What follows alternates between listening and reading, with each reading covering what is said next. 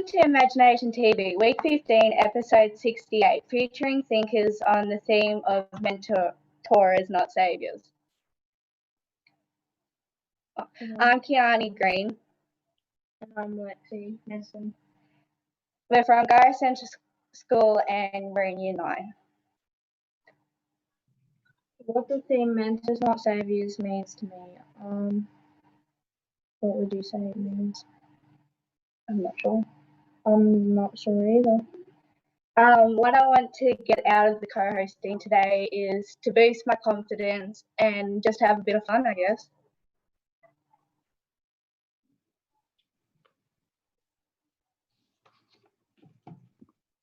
Right. Thanks, Lexi. Thanks, Kiana, for that super introduction. On last week's show was Yes and, or the theme for last week was Yes and we had some interesting conversation on that. But we have another co-host with us today, Steph Beck. Introduce yourself. Hey, thanks, Bobby. Thanks, Kiani and Lexi. I'm Stephanie. I was hosting a couple of weeks ago over here at AIM, and the pressure is off today because I'm co-hosting, and it's always a privilege to have some learning alongside the guests that we have, and I'm keen to unlock some of those deeper thinkings into mentors and not saviours. Just for Kiani and Lexi also, if you want to boost your confidence, I think this is a great platform to do it, so I hope you get that from today. And yeah, just remember that we learn from failure as well, so no mistake is ever a bad one when you're on the show. Okay, we're going to throw back to Kiani and Lexi now because they're going to put their principal through their paces in the 60-second challenge. So all yours, girls. Do you want to start off? You go first. On what occasion are you out of your comfort zone? I'm very sorry about that. Could you just repeat that? I couldn't hear that very well. On what occasion are you out of your comfort zone? When I'm working with people that I haven't met before, I feel a little bit uncomfortable, but I usually find that their friendliness overcomes that. What is your greatest fear? Stage fright. If you could change one thing about yourself, what would it be? I'd like to get younger every year. What or who is the greatest love of your life? I'm sorry, could you repeat the question? What or who is the greatest love of your life? My husband, Sean. Which words or phrases do you use the most? I tend to say, that's not the hill to die on. Let's move on. Did you say what's the most overused? Was that what you said? Which words or phrases do you most overuse? Yeah. Yeah. So I do say that far too much. Well, time's up.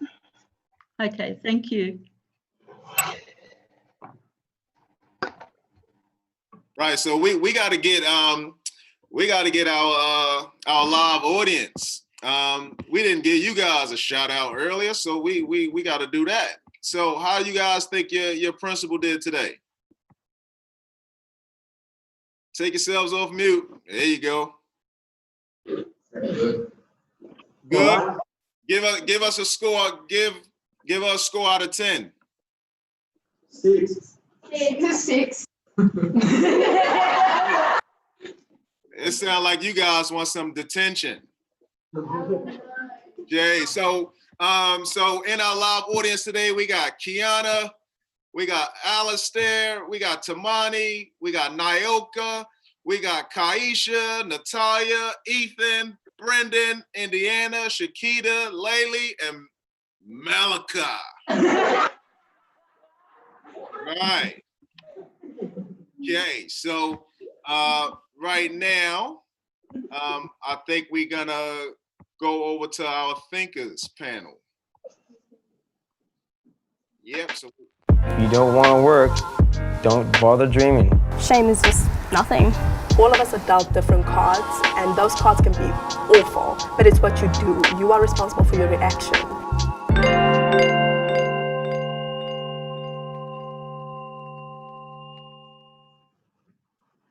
right. So today we have some special guests with us today. We got Dion McCurdy from Adjunct Associate Lecturer, the CEO and founder of a new organization called Nouveau.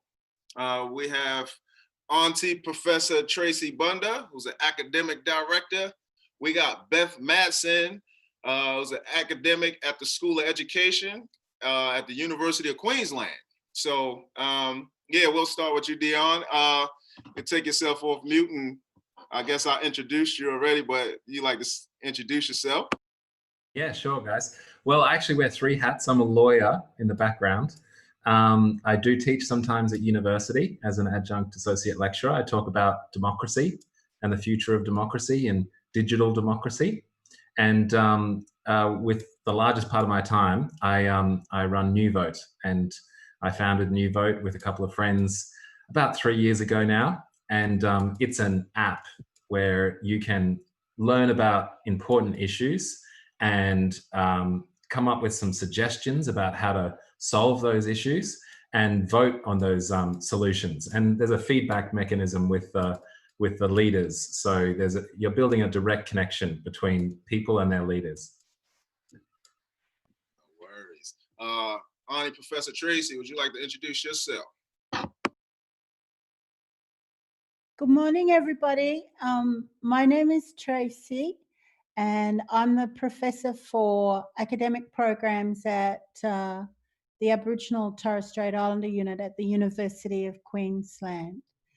I know Guyra. I've driven through there a couple of times, and it is cold in winter in Guyra. So thank you very much for being here today, hey? Thank you. Thank you. And Beth, would you like to introduce yourself? Hey guys, so my name's Steph. I am a PhD student and do some lecturing and tutoring at the School of Education at UQ. My background is as a teacher. I taught for 5 years out in the country and then in Brizzy. And I also spent a couple of years working with the Beyond the Broncos mentoring program, both as a mentor and as a program manager. So yeah, so happy to be here today. Thanks for being here. So as you know, like today's episode, or the theme for the week is mentors, not savior. And what I like for the panel to have a think about is in your line of work, what does mentor, not savior mean to you? Let's start with you, Dion. Thanks, Bobby. Well, you know, I only became a mentor actually through AIM. I would go to the Griffith University campus, and it was a really eye-opening experience for me. I find that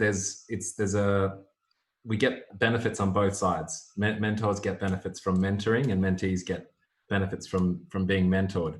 But you know, there's limitations to how much that relationship can you know, take on. Like you know, we only have half a day or a day with students, and then you know, they have to go back to their lives, and they have to go back and solve their problems, and they have to work their jobs, and they have to study their assignments and play their sports. So I guess we really when we mentor students, we really love the time that we spend with them, but there's limits to how much we can actually do for them. So I guess that's the essence of essentially helping out, doing what we can when we can. But all of us mentors, we all have to go back and do our jobs, and we have to go solve our problems, and we have to feed our families and raise our kids and so on. So it's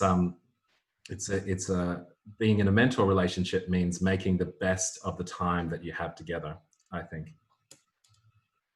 Absolutely. Steph, I might throw it over to you. You got any thoughts on that?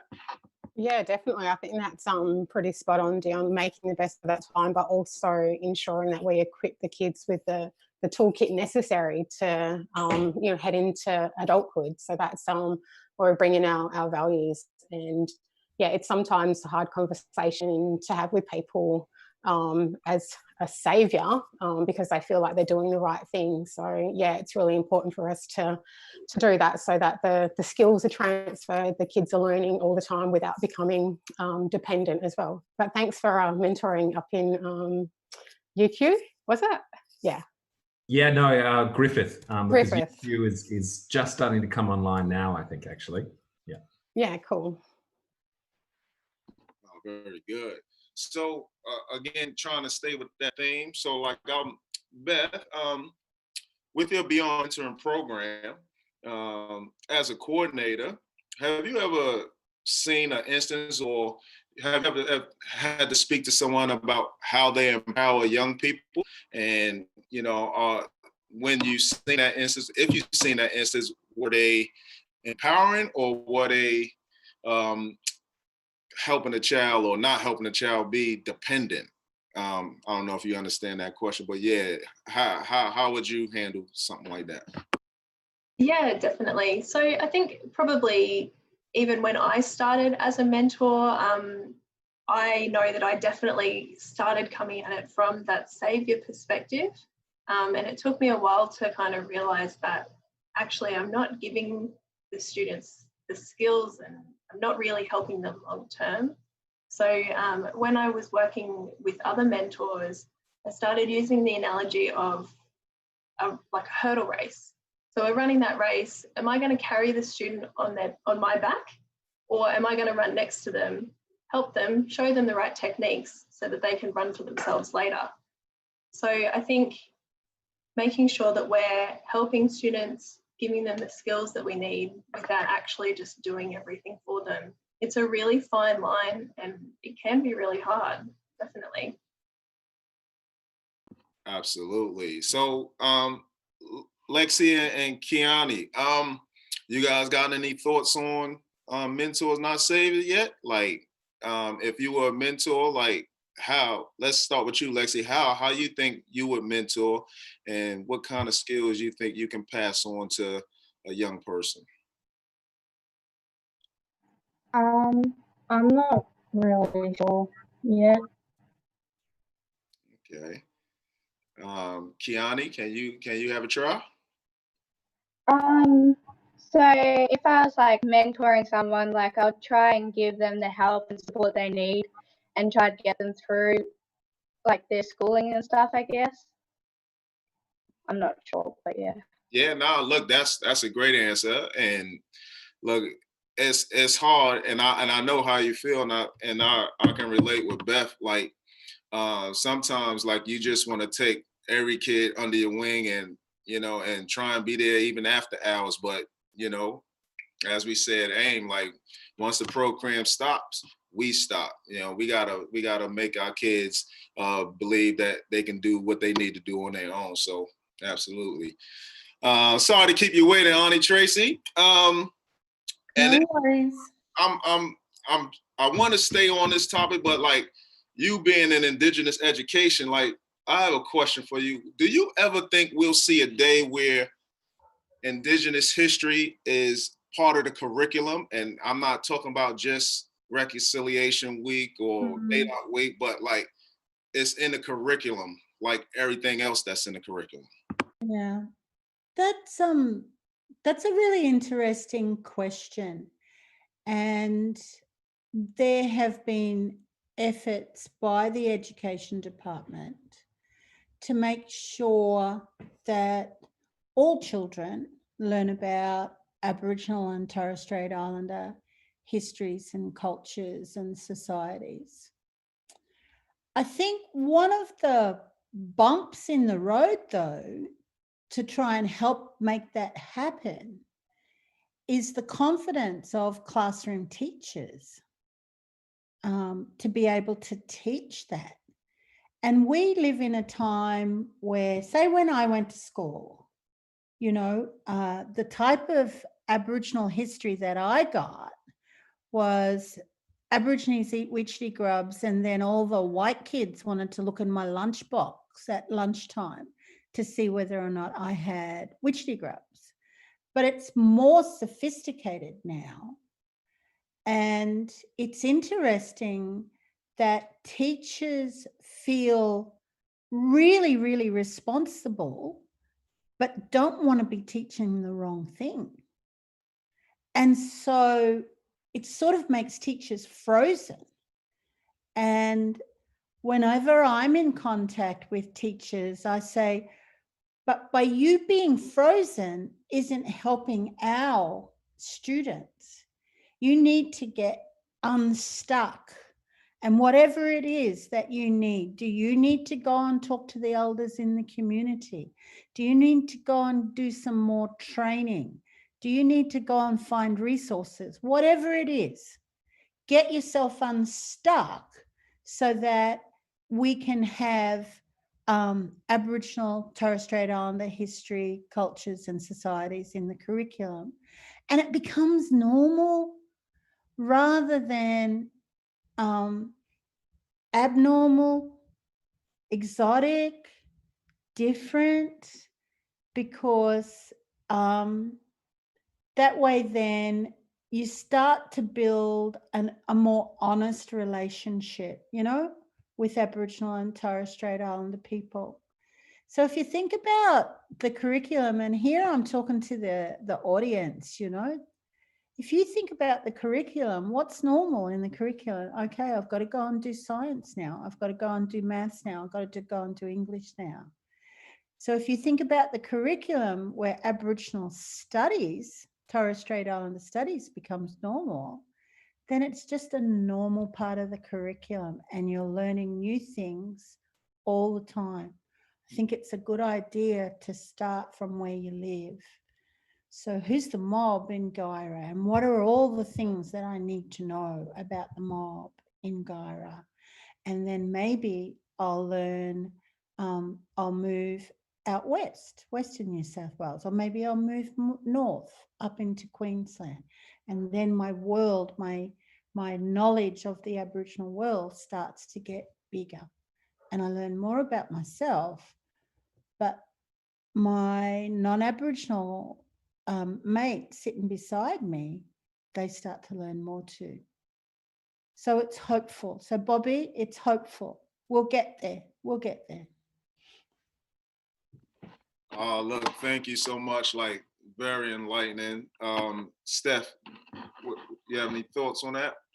Yeah, it's great to have some hope on a Monday morning in the current climate that we're in. Thanks for that, Auntie Tracey. I think, like for me, I didn't grow up knowing my culture just through Stolen Generation. I completely understand the mindset that the teachers are in, and some of the guests that we had on, I try to uncover how we include the knowledge of elders with education. And they said just going in with an open heart and an open mind, and part of that is not looking at cultural awareness but cultural safety, so taking a look inside yourself as well.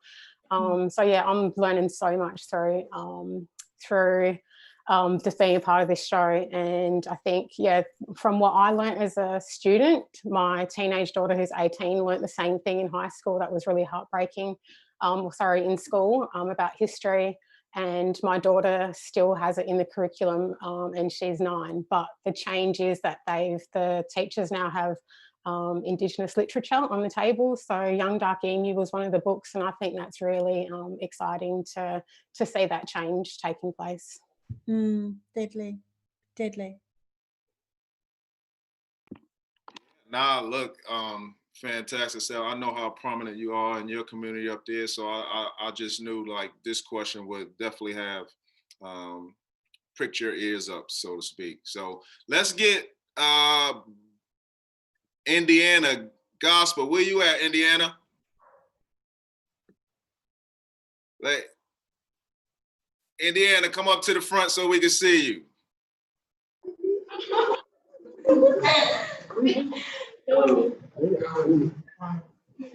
Nah, click it here. Oh, keep going across. Yeah, keep going across. Nice. So Indiana, what you think if you were a mentor, Indiana, like how you think you will help people or help young people? I would like support them and stuff like that. I had to speak a little bit louder. I'd like support them in like their schooling and like and stuff like that. Yep. Yeah. So do anyone in the live audience have any questions for our panel?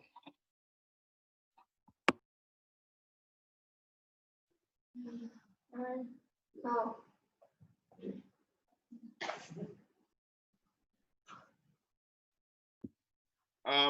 Okay. Beth, I'd like to come back to you, Beth. The conversation that we just had with Auntie Tracey about Indigenous studies, Indigenous history into our school curriculum. How can we get something like that to happen? Yeah, thanks, Bobby. Great question, and I completely agree with what Auntie Tracey and Stephanie have already said. At the moment, I'm doing some work in some of the courses at uni that try and teach future teachers how to do this.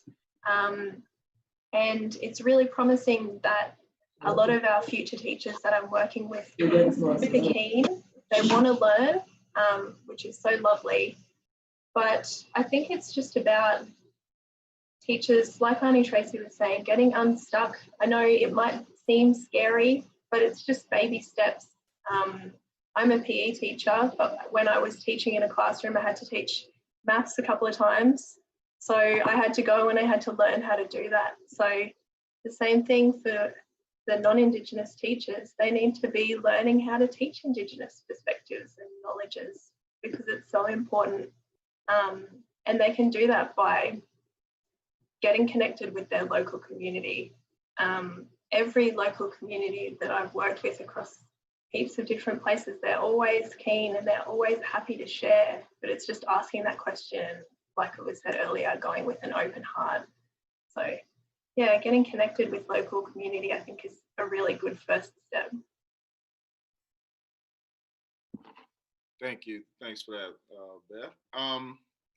We got a question from Tom Winsley for the panel.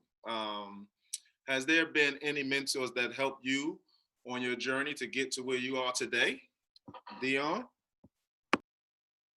You always come to me first. I want to have a think about this. Yeah, well, actually, you know, mentorship is quite specific. You know, I'm a lawyer, for example. So if any of you young fellas and girls out there want to know how to be a lawyer or what a lawyer's life is like, then I'll be a good person to speak to. But if you want just some general advice about you know, heading into university and what to expect and stuff, you know, Tracey and you know, many other people might be able to help you. Or, you know, if you want to become a teacher, you'd talk to Beth about, you know, teaching. So I'm, you know, it's quite specific. You know, your mentors actually, you know, because they are helping you in one or a couple of aspects of your life, but not your whole life. So my mentor is actually a guy. He's from Switzerland.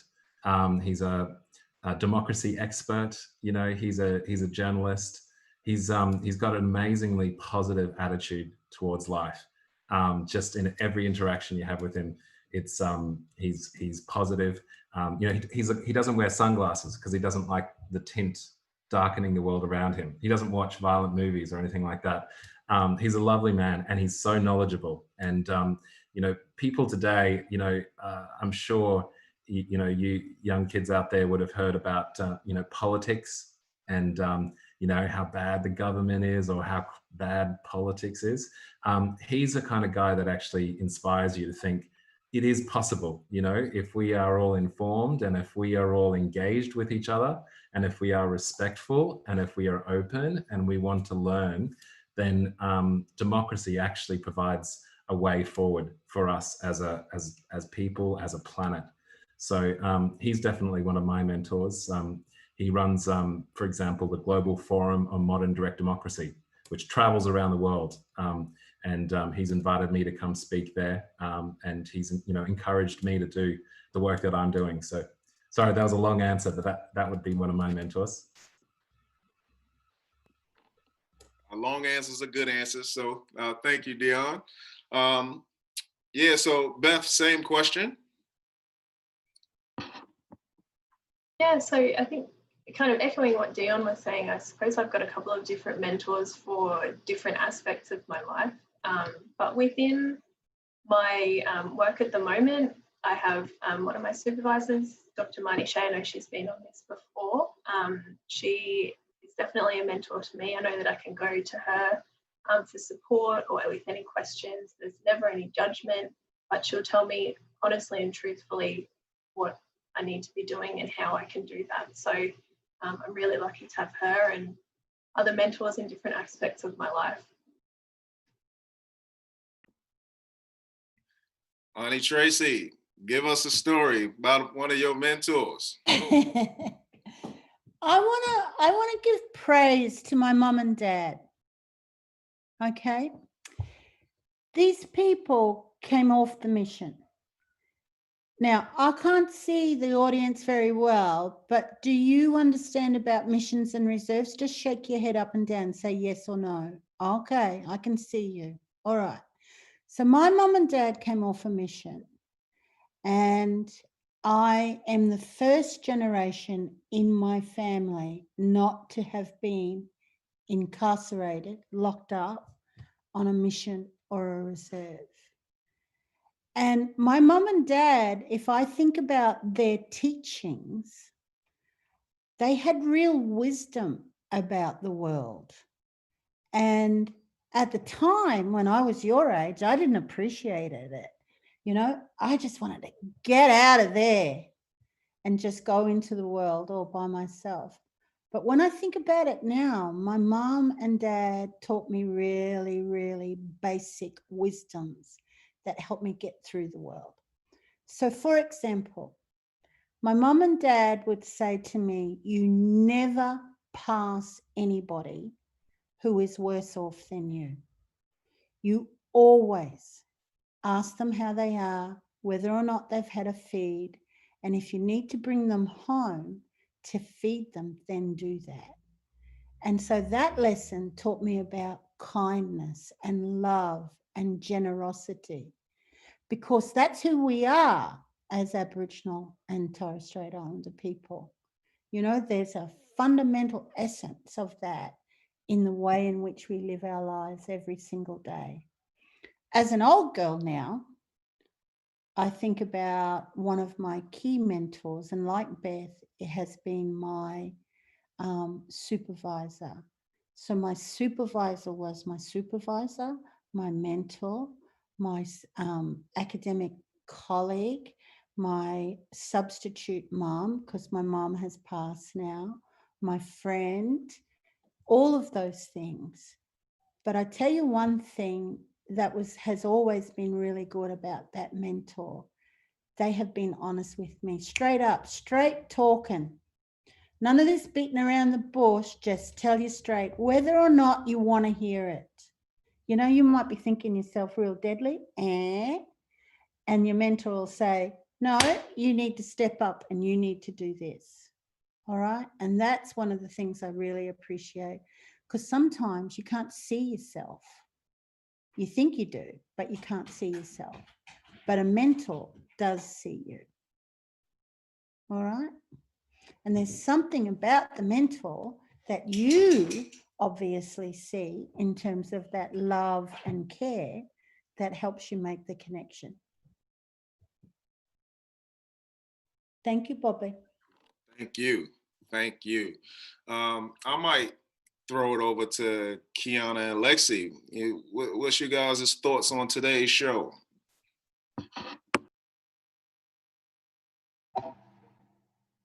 Yeah, it's good.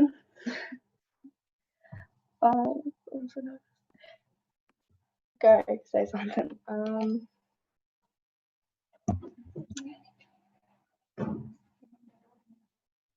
Hearing about all the mentors and everything, I guess.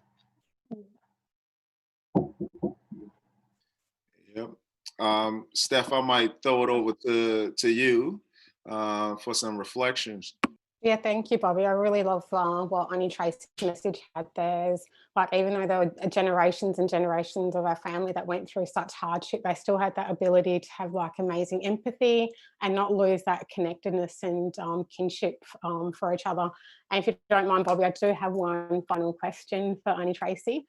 Part of like the saviour mentality we know has been around forever, and it's part of the destruction of what's happened here in Australia. Do you think that truth telling will change people's mindset to stop it from the saviour sort of mentality continuing? Look, I think there's always going to be an element within society that will be, I'm going to use a really big flash word here, kids, who's going to be patronizing. Okay. And somebody who patronizes you, I reckon you've already had this experience. They say something nice to you, but you walk away thinking, did they say something nice, or did they say something insulting to me? You know? And so a savior never works from the beginning that you are a good person, and then they're just going to keep on adding lots of skills and experiences to you. So one of the things about truth telling, can I just tell you, I love the fact that truth telling has been part of the Uluru Statement, one of the objectives of the Uluru Statement. And one of the things I think about all the time is this country ready to hear our truth? And sometimes I think maybe not, maybe not. Maybe they don't want to hear about the massacres that happened down Gyra way, you know? Maybe they don't want to hear about why Aboriginal people are generationally poor, and that's as a result of colonisation. So I think two things need to happen. I think we need to get better at telling that story of truth. And I think we need to recognise that there are some people in our communities who do not want to hear that truth. Okay? So don't be banging your head against a brick wall. You've got to use your energies in the best places available. So if they're not there in your community, you go and look for them, you know, whether it's Dion's app that's going to teach you about democracy and get you connected internationally, whether it's reading online about the Black Lives Matter movement, whether it's, you know, spending time with your mate at school and just sitting down and telling a story and being aware that if they're receptive, you can tell them a little bit more and a little bit more and a little bit more. So those changes for hearing the truth are going to happen in little ways. You know, you talking in your lunch hour with your mate, in big ways, what Dion's doing, you know, speaking at international forums. But it's important. I think it's important, in spite of the fact that sometimes I think this country's not ready for it. Deadly question, Steph. Thank you for that. Some great advice in there for the students as well, and they're intently listening. They're all staring at the screen. Yeah, great. Thank you. That was fantastic, Tracey. It's such an honour to be on a panel with you. That's really beautiful, wise words, things to think about. Thank you. If we ain't ready now, then we'll never be ready. So there's no better time like the present, Auntie Tracey. Thank you for those wise words. So we might throw it over to Kiani and Lexi to introduce our next AIM TV pre-record. So over to you guys.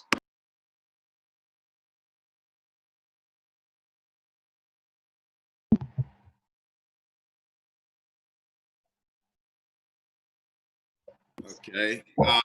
First of all, before we go, I'd like to thank Dion, Beth, and Auntie Tracey for coming on here today.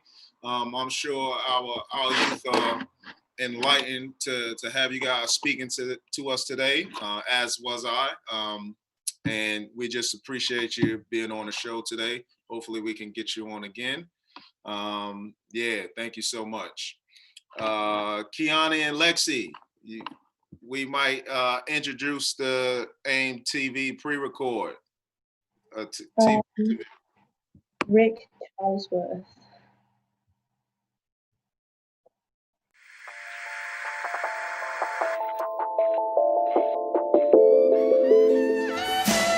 Well, I heard how all the lamps went down in Memphis on the death night anniversary. Rick, thank you for joining us on AIM TV. There's a bunch of kids on the other side of this screen that are wondering what your story is and what brought you where you are today. Yeah, well, I loved playing sport at school, played cricket and hockey and footy. Finished school, went to university in Western Australia, studied medicine and played a lot of sport. Particularly then cricket and hockey. I finished university, worked at the Perth Medical Centre for a number of years in the hospital, then worked in general practice. At the same time I was playing cricket. I played for Western Australia in cricket in the 70s, and I played hockey for Western Australia and Australia in the 70s and 80s. After I'd been working in general practice for a while, I decided I wanted to do some more study in medicine, but another political chance came along, so I got an opportunity to go in the Parliament. I spent a decade in the federal parliament in Canberra. I spent nearly a decade coaching the women's national team, who won the gold medal in Atlanta and Sydney Olympics. Then I did some other things. I wrote a book. I lived for a while in Italy. I spent 2 years in New Zealand with New Zealand cricket. I then worked in India with the Indian Hockey Federation. Came back to Australia, and from 2008 until 14, I coached the men's hockey team. We won the World Cup twice, and we slipped up in the London Olympics. We got the bronze medal. We were disappointed by that. Now I've got 2 boys still at school. I spend some time coaching them. I do a bit of talking, work with the AFL and coaching development, some other things like that. There's a variety of human beings you must have dealt with over the course of your life. What have you found out about the human spirit on your journey? You need to challenge people. People want the opportunity to succeed. They want you, so you've got to create an environment in which they have a learning experience and they get the opportunity to succeed. And you make a mistake if you don't provide that opportunity. The most important thing you have as a coach in your armoury, I think, is to say to someone, I believe you can do it, I trust you, I'm confident you can do it. Have you got a story of a moment where you felt like you really nailed that with a player? Oh, I think you do that all the time. Here's a story though. In 1994, I'd been the coach of the national team for a couple of years with the women. I was still learning at the time. I remember going to the national championships and I saw a young girl from Victoria I thought was interesting, and I said to the selectors, what about her? And they said, oh, she's not good enough. She used to be in the team before you were the coach. And I watched for another day or two and I thought, oh, you know, she's an interesting player. She could add to our team. And I went and spoke with that girl and I said to her, tell us your story. She said, I used to be in the program before you were the coach. I went to Perth and trained at the AIS for 2 years.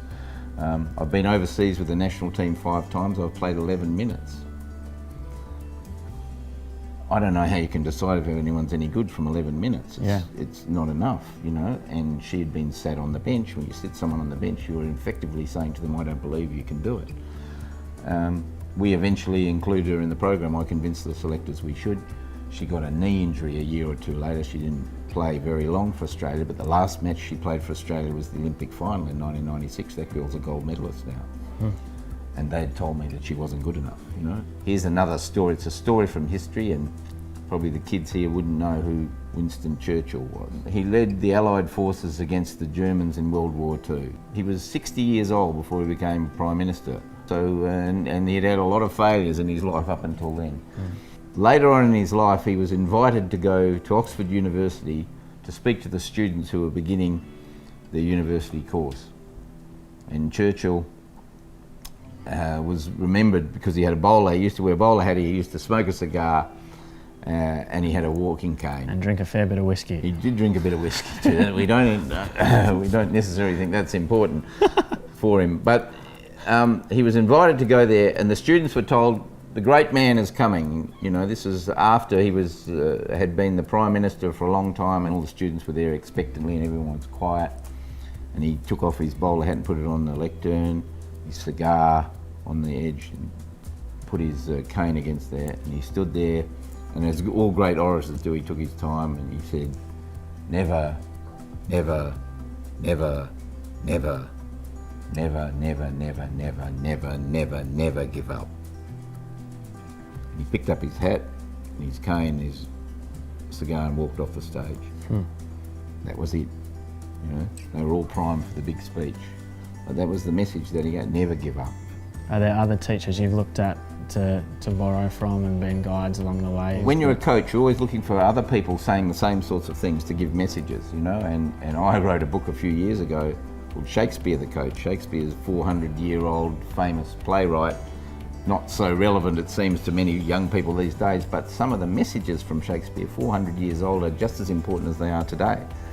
And I was always looking for quotes from other athletes, from coaches, from people in history, from writers, you know. And one of my favourite quotes from Shakespeare is this one: "Our doubts are traitors, and makes us lose the good we oft might win by fearing to attempt." Our doubts are traitors, and makes us lose the good we oft might win by fearing to attempt. We're afraid to have a go. We're afraid to seem different. We're afraid to stand out, so we don't contribute. You know, we don't have a go at things because it might not work. Well, you know, there's no disgrace in having a go and not succeeding, or failing sometimes. That's in fact how you learn. And in that learning, you've got some thoughts on the styles and mistakes there are as well. Is it 3 mistakes or 3 forms of mistakes that you look at when the learning process happens? You make mistakes because you're careless. We don't like those as a coach, you know. You make mistakes because you didn't have a go, you were afraid, or you were indecisive. We don't like those ones. You make mistakes because you're trying to do something, and they're the ones we want you to make. You know, the mistakes of what we call commission, going for it. Everybody has those doubts. Let's understand it. You know, that quote from Shakespeare, everyone's got doubts. I remember Roger Federer being interviewed before the final of the Australian Open 10 years ago, when he was the best player in the world, unquestionably. And he was talking about, well, I haven't had as good a preparation, my forehand's not happening as well as it normally would, it's very hot, you know, am I ready to play a long game? So if the best player in the world's got them, then everyone has them, and we're all beset by them. And it's learning to actually push into that area, you know, to take a chance, to back yourself. That is so important, and sometimes you feel uncomfortable there. But to be an elite athlete and to succeed, you have to be comfortable being uncomfortable. You have to understand you can be average and ordinary and just blend in, but if you really want to pop your head up and take a chance, then that's going to be uncomfortable. It's going to feel difficult sometimes.